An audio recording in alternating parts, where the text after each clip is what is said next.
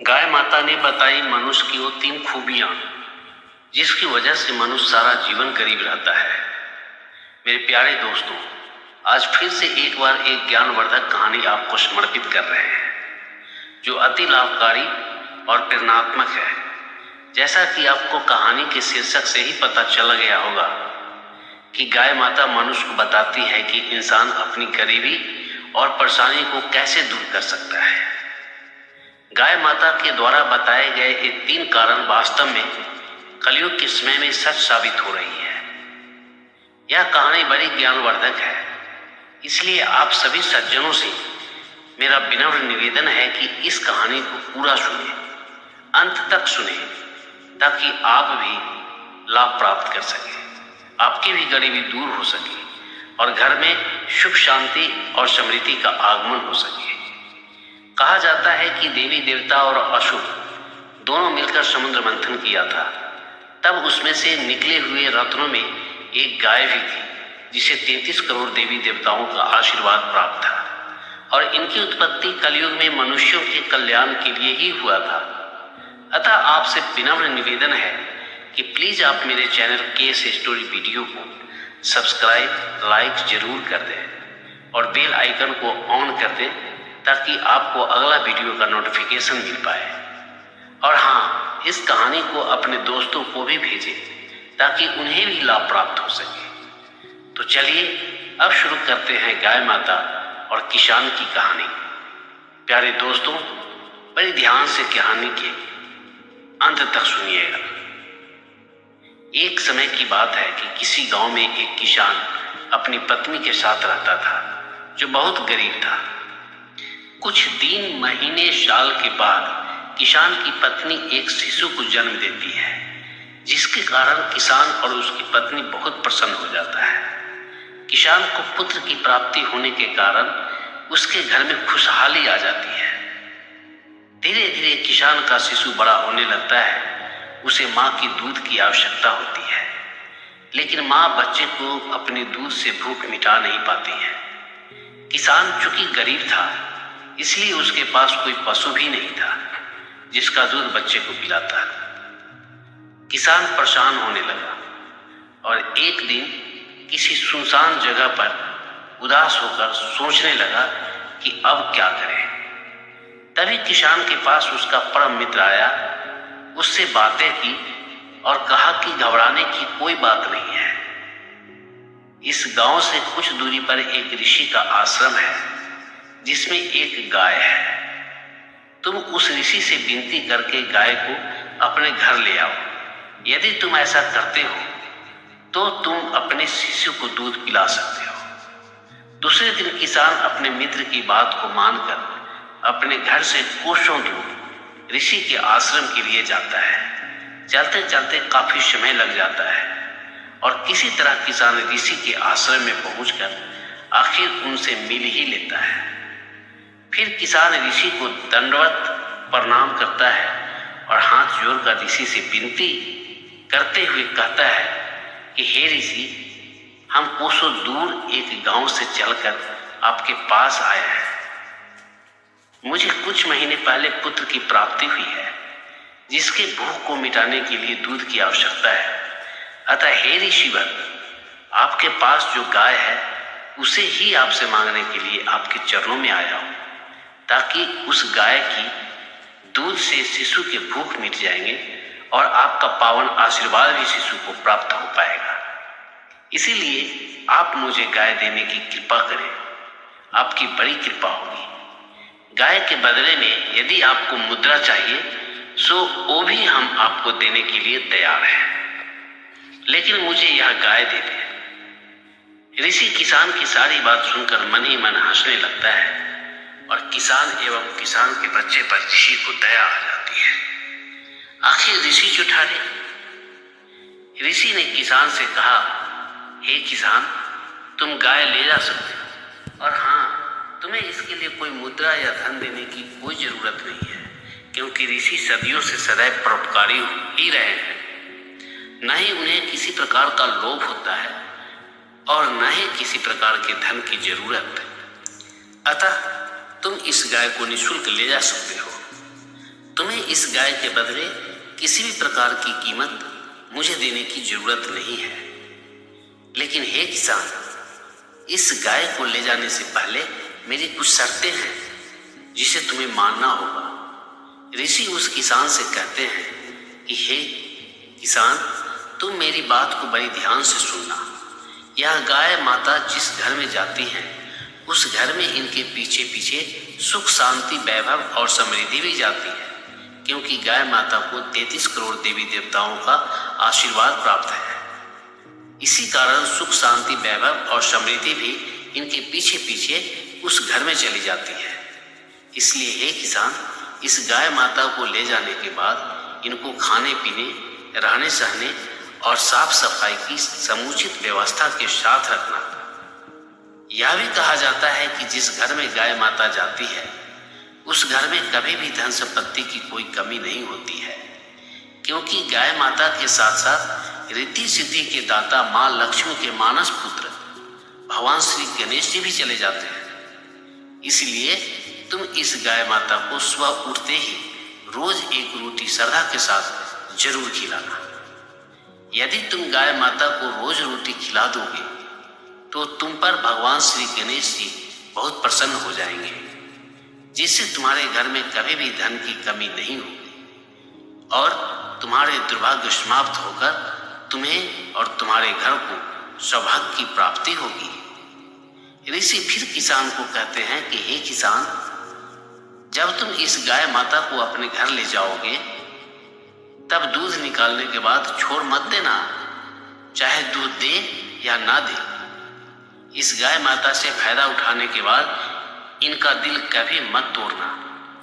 यदि तुम गाय माता से फायदा उठाने के बाद इन्हें छोड़ देते हो तो याद रखना, तुम्हारे बुरे दिन की शुरुआत फिर से शुरू हो जाएगी। अतः इनका सदा सर्वदा सम्मान करना। ऐसा कहकर ऋषि उस किसान को गाय माता को ले जाने की अनुमति प्रदान कर देता है और किसान भी ऋषि के शर्तों को मानकर गाय माता को अपने घर ले आता है।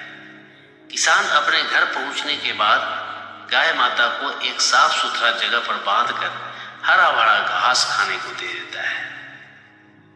उनकी खूब सेवा सत्कार करता है। किसान रोज सुबह गाय माता को रोटी खिलाता है। इस प्रकार से उन्हें किसी प्रकार का कोई तकलीफ ना हो, इस बात का पूरा ध्यान रखता है। फिर गाय माता भी उस किसान को अमृत जैसा दूध देती है, जिसे किसान अपने बेटे को पिलाता है और बेटे का पेट दूध पीकर भर जाता है। प्रिय दोस्तों, किसान जिस दिन से गाय माता को अपने घर में रखकर उनकी देखभाल, सेवा सत्कार और उनके स्वास्थ्य का ध्यान रखता है, उसके कुछ दिन के बाद से ही किसान के अच्छे दिन की शुरुआत हो जाती है। फिर वह किसान देखते ही देखते अपने गांव में एक धनवान व्यक्ति बन जाता है और उस गांव से दूर एक शहर में बहुत सुंदर एक घर भी बना लेता है। किसान जब कभी किसी काम की वजह से घर से बाहर जाता है तो अपनी पत्नी को कहकर जाता कि गाय माता का पूरा ख्याल रखें, उन्हें समय पर खाना पीना देते रहे, उन्हें किसी प्रकार का तकलीफ ना हो, गाय माता का खूब सेवा करना। इस प्रकार से किसान और उसकी पत्नी गाय माता की खूब सेवा करता है और गाय माता भी उसे नित्य प्रति अपना दूध देती रहती है और अपना दैविक परिचय भी देती रहती थी। ऐसा सिलसिला कुछ महीनों तक चलता रहा, लेकिन एक दिन गाय माता किसान को दूध नहीं दी, जिसके कारण किसान उदास हो गया और सोचने लगा कि आज गाय माता दूध नहीं दी, आखिर कारण क्या है। अब गाय माता धीरे धीरे किसान को दूध देना बंद कर दी और किसान भी गाय माता का ध्यान रखना बंद कर दिया। उन्हें सुबह में रोटी देना भी बंद कर दिया। यहाँ तक कि किसान गाय माता के नजदीक जाना भी छोड़ दिया। किसान खुद खाना खा लेता, लेकिन गाय माता को चारा तक नहीं देता, न ही उनके स्वास्थ्य का परवाह करता है। इस प्रकार से गाय माता धीरे धीरे कमजोर हो जाती है, वो ठीक से चल भी नहीं पाती है। अगले दिन किसान गाय माता के पास आता है और उन्हें देखकर बहुत क्रोधित होता है।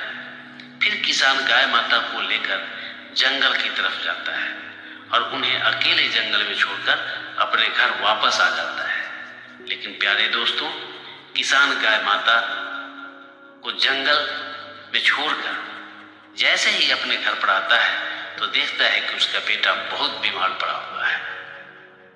किसान अपने बीमार बेटे को देखकर बहुत उदास हो जाता है। किसान अपने बेटे को शहर के टॉप क्लास के डॉक्टर के पास लेकर जाता है, क्योंकि उसके पास धन की कोई कमी तो थी नहीं। किसान डॉक्टर को कहता है कि डॉक्टर साहब, आपको जितना धन चाहिए मुझसे ले लीजिए, लेकिन बदले में मेरे बेटे को ठीक कर दीजिए, क्योंकि इसके अलावा मुझे कोई संतान नहीं है। डॉक्टर किसान के बेटे को देखता है और किसान से कहता है कि आपके बेटे को गंभीर बीमारी है जिसमें बहुत धन की आवश्यकता है। इस प्रकार से डॉक्टर किसान के सभी धन दौलत रुपए पैसे ले लेता है। लेकिन बदकिस्मती से किसान का बेटा की बीमारी में कोई सुधार नहीं होता है, बल्कि बीमारी और भी बढ़ जाता है। किसान अपने बेटे को देखकर रोने लगता है। तभी डॉक्टर कहता है कि भाई साहब, आपके बेटे को बचाने के लिए और धन चाहिए। फिर किसान अपना नया वाला घर भी बेच देता है जो गाय माता की कृपा से बनाया था। नया वाला घर बेचने से जो पैसे मिले सब डॉक्टर को लाकर किसान दे देता है। इस प्रकार से किसान पूरी तरह बर्बाद हो जाता है। किसान के पास अब सिर्फ पुरानी झोपड़ी ही बच जाती है। मेरे प्यारे दोस्तों, अब किसान का बेटा धीरे धीरे ठीक होने लगता है। कुछ दिन के बाद किसान अपने बेटे को लेकर गांव में आ जाता है, जहां ना उसका घर होता है और न ही धन संपत्ति रुपए पैसे। किसान पूरी तरह कंगाल हो चुका होता है। अब किसान अपने बेटे को लेकर पुरानी घर, जो झोपड़ी जैसी है, वहीं पर चला जाता है और अपनी किस्मत पर रोने लगता है। अब उसे अपनी गलती का एहसास होने लगता है। अब उसे अपने कर्मों पर ग्लानि और अफसोस होने लगता है। अब किसान फिर से गाय माता को अपने घर लाने के लिए जंगल की तरफ जाता है, जहां पर वह गाय माता मिल जाती है। किसान गाय माता के पास जाकर उनके चरणों में गिर जाता है और हाथ जोड़कर माफी मांगने लगता है। फिर गाय माता किसान से कहती है, हे मूर्ख किसान, तुम जैसा कर्म करोगे वैसा ही फल पाओगे। आज तेरी जो दुर्गति हुई है वह सब तेरे कर्मों का ही फल है। इसलिए हे दुष्ट मूर्ख किसान, मेरी 3 बात बड़ी ध्यान से सुन और इस बात को अपने पूरे जीवन में अमल करना। उसके बाद गाय माता उस किसान को अपनी 3 बातें बताती है और कहने लगती है कि हे किसान, पहली बात है कि किसी व्यक्ति को अपने मित्र के साथ कभी भी छल नहीं करना चाहिए। जो व्यक्ति अपने मित्र के साथ छल करता है, उसका फायदा उठाता है या फिर उनका शोषण करता है या किसी के भी साथ धोखाधड़ी करता है, वह इंसान अपने जीवन में कभी भी खुश नहीं रह पाता है। ऐसे व्यक्ति के जीवन में दुख भरी कांटों का आगमन हो जाता है, जिसके कारण उसका संपूर्ण जीवन नरक के समान हो जाता है। क्योंकि जो व्यक्ति दूसरे के हक को छीन कर खाता है, ऐसे व्यक्ति के पेट में सुकून नहीं मिल पाता है। अतः हे मूढ़ किसान, कभी भी किसी का फायदा नहीं उठाना चाहिए, जैसे कि तुम मेरा फायदा उठाया और बाद में मुझे दर दर की ठोकरें खाने को मजबूर कर दिया। फिर गाय माता उस किसान को दूसरी बात बताने लगती है कि हे किसान, कभी भी व्यक्ति को अपने मन पर, अपने धन को, अपने बल को, अपनी इच्छाओं को हावी नहीं होने देना चाहिए। जो व्यक्ति अपने तन, मन और धन का घमंड करता है, वैसे व्यक्ति अपने जीवन में कहीं न कहीं धोखा जरूर खाता है। समय का चक्र घूमता रहता है। यह तन, मन, धन भी स्थिर नहीं होता है, यह बदलता रहता है। अतः हे किसान, कभी भी इंसान को समय, मन और धन का घमंड नहीं करना चाहिए, जैसे कि तुमने किया था। प्रिय दोस्तों, इसके बाद गाय माता उस किसान को अपनी तीसरी बात बताती है कि हे किसान, तुम मेरी अगली बात सुनो और अपने जीवन में भी अमल करना। गाय माता आगे कहती है कि इंसान को कभी भी अपने घर की समस्या के समाधान के बारे में किसी दूसरे व्यक्ति से सलाह नहीं लेना चाहिए और न ही अपने घर का भेद किसी अन्य व्यक्ति को बताना चाहिए, क्योंकि लोग समस्या के समाधान के बदले बिगाड़ने का काम ज्यादा करेंगे और तुम्हारी समस्या से वो कहीं ना कहीं खुश भी होंगे, लेकिन ऐसे लोग बहुत कम ही देखे जाते हैं। अपने घर के सीक्रेट बातों को किसी के साथ भी शेयर नहीं करना चाहिए। अतः हे किसान, मेरी इन 3 बातों को अपने जीवन में अमल करना, जीवन खुशहाल हो जाएगा। इतना कहकर गौ माता किसान को माफ कर देती है और किसान के साथ उसके घर के लिए रवाना हो जाती है। किसान गाय माता को अपने घर पर लाता है और ऋषि के बताए हुए सभी बातों को ध्यान में रखते हुए उनकी खूब सेवा सत्कार में जुट जाता है। साथ ही गाय माता के द्वारा बताई गई बातों को भी अमल करता है।